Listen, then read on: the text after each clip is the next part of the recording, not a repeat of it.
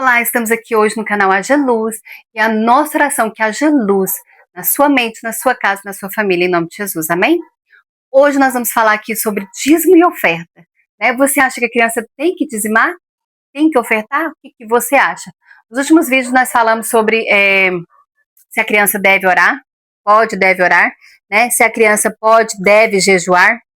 Se você não assistiu, volta lá para você dar uma olhada, né? E nós vamos ler aqui juntos agora Deuteronômio, capítulo 6, certo?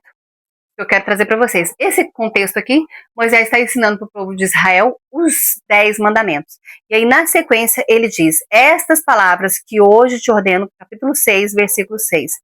Estas palavras que hoje te ordeno estarão no teu coração. Você a inculcarás a teus filhos, delas falarás assentado em tua casa, andando pelo caminho, ao deitar-se, ao levantar-se, também a atarás como sinal na tua mão, te serão como na fronte entre os olhos, e escreverás nos umbrais da tua casa e das tuas portas. O que Deus está dizendo aqui, né? Que é para não esquecer os mandamentos que o Senhor fez, né? E que isso não é para ficar perdido. Então não é para guardar para mim. Eu vou guardar no meu coração, eu vou manter os 10 mandamentos ali, né, as leis do Senhor em prática, mas eu vou passar para a geração, eu vou passar para os meus filhos, para que esses princípios possam ser passados de geração em geração. E é assim, né, que é feito. Então, todas as disciplinas espirituais, todas as práticas espirituais, né, que eu entendo que são mandamentos do Senhor, que são práticas que o Senhor nos ordena, então sim, eu tenho que passar elas para meus filhos. Se eu entendo que oferta e dízimo é uma prática que o Senhor nos manda fazer, então eu entendo que eu tenho que passar este comportamento, essa prática cristã para os meus filhos, né? E quanto mais cedo você conseguir desenvolver isso no seu filho, melhor, certo? Tanto na questão da prática de oração, quanto na prática de jejum, como na prática de oferta e dízimos não seria diferente, certo? É claro que cada um com o seu, vocês assistem os outros vídeos, né, com suas especificidades, ok? Então vamos lá. Oferta e dízimo são contribuições financeiras que se faz, né, antigamente para Moisés, depois, né, para as sinagogas e hoje para as igrejas cristãs. Se você observar isso, tanto, né, ali os levitas dependiam dessas ofertas para viver, como as sinagogas dependiam, como as igrejas ainda dependem. Então essa parte não mudou.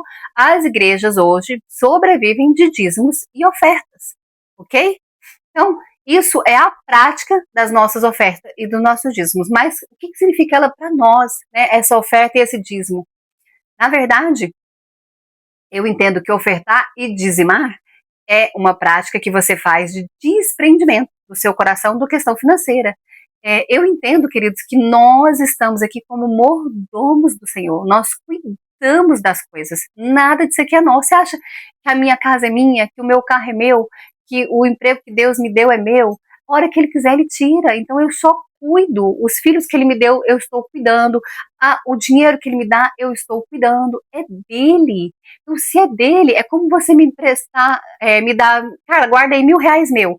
Me dá meu dinheiro? Quando eu te dou faltando. Então, não tem que estar te faltando, tem que te dar todo o seu dinheiro, ele é seu. Então, assim, o dinheiro que Deus nos dá é dele. É dele. Ele é que nos permite ficar, porque a gente está precisando nos alimentar, comprar roupa, comprar calçado. Mas o dinheiro que nos mantém todos os meses é do Senhor. E Ele nos entrega. Então, dar dízimo e dar oferta, na minha concepção, é entender que nós dependemos dele e que é dele todas as coisas. Abrir mão, né, do nosso coração, de ser prendido nisso, né? A questão de 10%, porém a gente vai entrar na questão do dízimo. Então, oferta é uma questão voluntária. No Velho Testamento existiam tipos de ofertas, né? E existiam as contribuições também financeiras. E nós vamos ver no Novo Testamento a questão das ofertas mantém, né? A igreja o tempo todo fala no Novo Testamento sobre ofertar. Inclusive, Paulo era sustentado por oferta. A igreja primitiva era sustentada por ofertas. Isso é nítido em várias passagens do Novo Testamento, certo? Então, sobre ofertar, nós não temos grande dificuldade. E sim, se eu tenho um filho, né? Eu sou cristã, eu tenho uma prática cristã, então se eu vou não mentir, eu vou ensinar meu filho a não mentir. Se eu vou ofertar, eu vou ensinar meu filho a ofertar. Por quê? Porque eu quero que ele aprenda desde pequenininho, desprender o coração dele da questão financeira. Quanto menorzinho, mais fácil. Vai observando seu filho quando ele vai crescendo. Quando ele vai crescendo, ele vai começando a ficar mais marrando dinheiro, não é verdade? Quer guardar, quando ele é pequenininho, ele gasta à vontade, ele não tem essa questão do desprender ou do segurar.